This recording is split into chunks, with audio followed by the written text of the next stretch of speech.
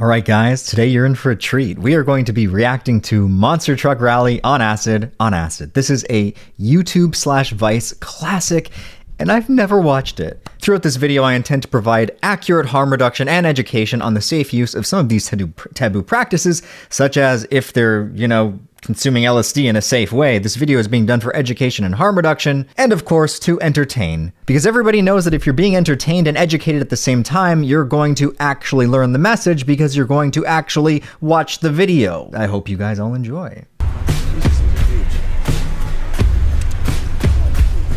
Oh man, I have these exact same mints, like I'm prepared. Oh, and there's 2 left. The synchronicity is beautiful.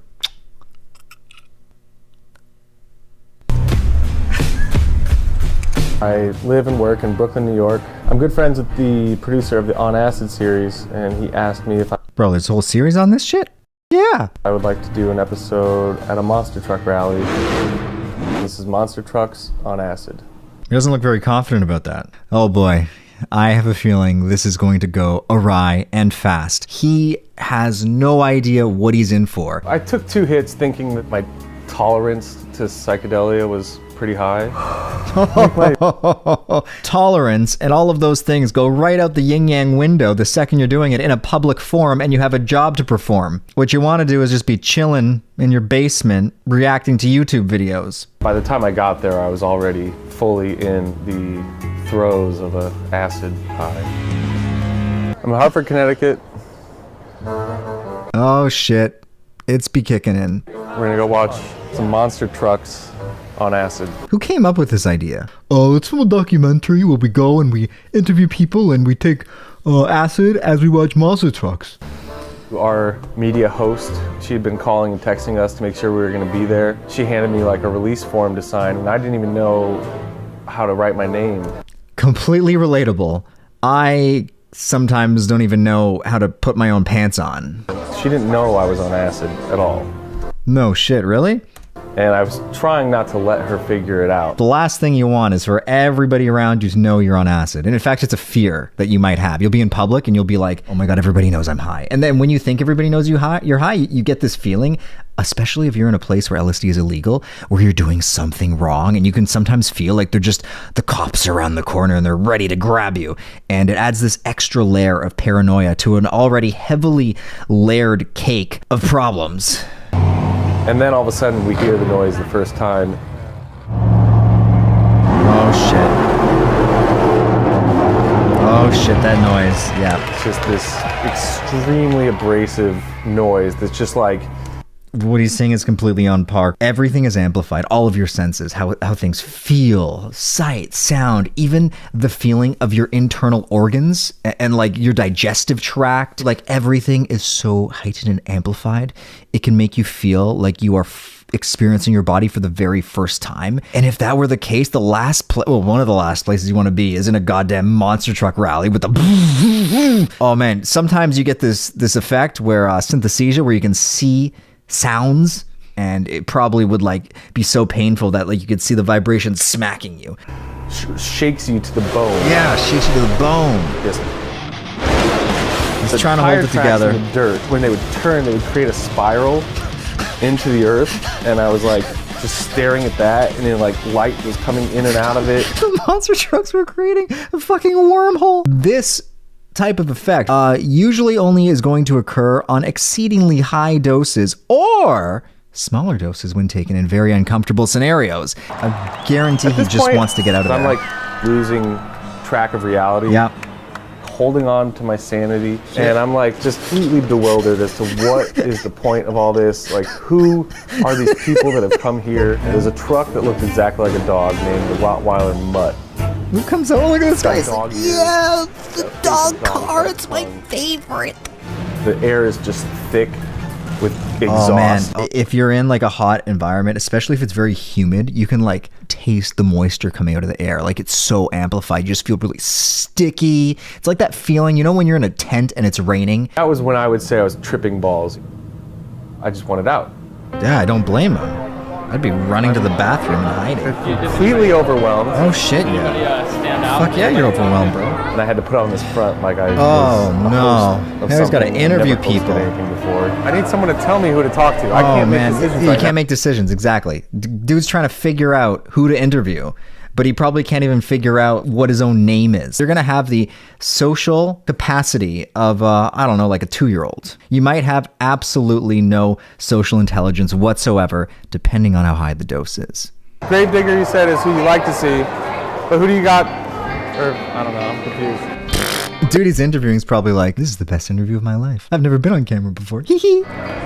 He's trying though, like honestly. What are you guys mad making? props to this guy. He's trying. He's got my respect. Like I'd just be like, fuck no. I'd drop the mic, I'd walk away. And that's when I realized how high I The higher education, how high I was. Haha.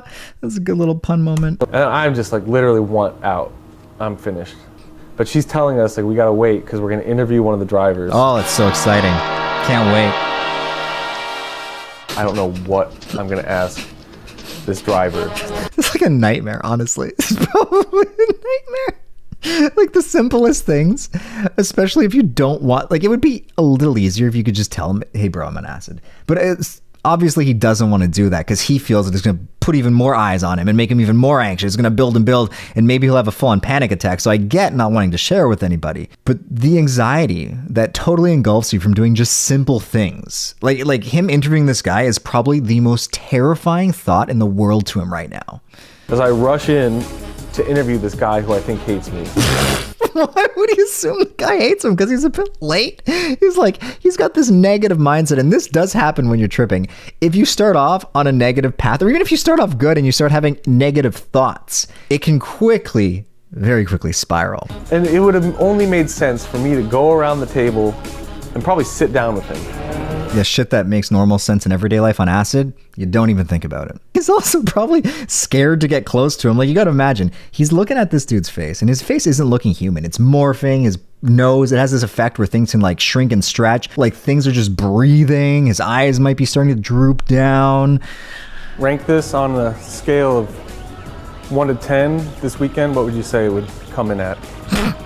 Oh, definitely 10. Definitely, Yeah, I don't 10, remember man. I got to crush some one fucking word of the cars, conversation. man. And I was actually just paranoid at that point that the truck driver was going to kill me. And that That guy looks like a nice, kind of confused truck driver. Confused in the sense he's looking at this guy like, seriously? The angry video game nerd is interviewing me? takes us out into this cold garage. Oh, the and I don't know where cold. we're That's what he going. needs. Look, of we course just he's get a- feeling better now. He's in an empty garage. He's away from all the crowds. You can think. When you're on acid and you're on a bunch of people, you almost feel like you have a form of telepathy where it's not that you can hear their thoughts, but it's more like you're so sensitive to everything, like the smells of all the people, the clothing they're wearing, their faces. It's like everything is so amplified. It's just so intense. All of your senses are being overwhelmed from every angle, everything that's hitting them. It could either launch you into fearful state, or you could embrace it and be like, this is fucking amazing.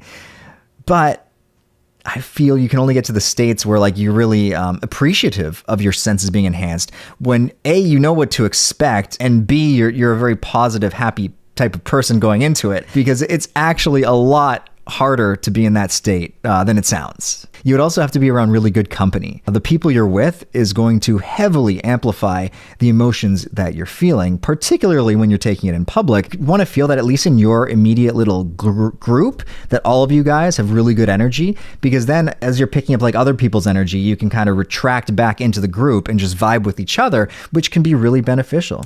A few of my friends have asked me if it was fun. I wouldn't use the word fun at all. I would say it was challenging and like difficult. Yeah, challenging and difficult sums it up. You look back on it as an accomplishment? Fuck I mean, yeah. I sort of look at it as an accomplishment, but in the most Yeah. pointless sense of the term. Like there was It's totally an accomplishment. This could have gone south in so many different ways. He could have freaked out and had a full-on paranoia, drug-induced psychosis where he would need to be placed in the hospital. Considering that never happened, I would say this was a fantastic accomplishment. That's my favorite area so far. I could just hang out in here all day. Yeah, because it's away from everybody. I guess that's it. All right, so to summarize, going to a monster truck rally on acid is probably a really stupid idea. I would not suggest that anybody follows in his footsteps and does that. But I think the lessons that you can take away from this are self-evident. Basically, if you're going to do something like that in public, be around good people, make sure you're in a fantastic headspace, take a much lower dose than you would have otherwise. And what I haven't mentioned already is you need to make sure you test your tabs. You can do that with an Ehrlich reagent. Basically, you cut a little piece off the corner, put a drop on it. If it turns purple, then it signifies you have an indole alkaloid, and it's likely safe to take because there are actually hundreds of different compounds that you can put on blotter. And some of these LSD knockoffs like N-bombs can be dangerous and have claimed lives. Versus LSD, no one has ever died from consuming too much acid, which is remarkable. The dose makes the poison, though. I'm sure at a high enough dose, acid would kill somebody. But it's one of the safest compounds you can take, physically speaking. As for the mental complications that can arise, this is largely dependent on where you are in your headspace and even in your life as a whole going in. How you feel is going to dictate the outcome, or at least it's going to highly impact your enjoyability of the experience. But anyway, if you guys all enjoyed this video, make sure you move the cursor, or if you guys are on your phones, move your finger over to that like button and gently tap it for me. Tap it in. Just a tap, a tap, a tap. Subscribe to the channel if you haven't already. A whopping, I don't know, like 60% of you guys watching aren't subscribed. Please subscribe if you enjoyed this. Hit the subscribe button. And yeah, if you want one of the brand new glow-in-the-dark hooded trip blankets, head on over to psychsubstance.shop. Anyway, till next time, cheers, guys.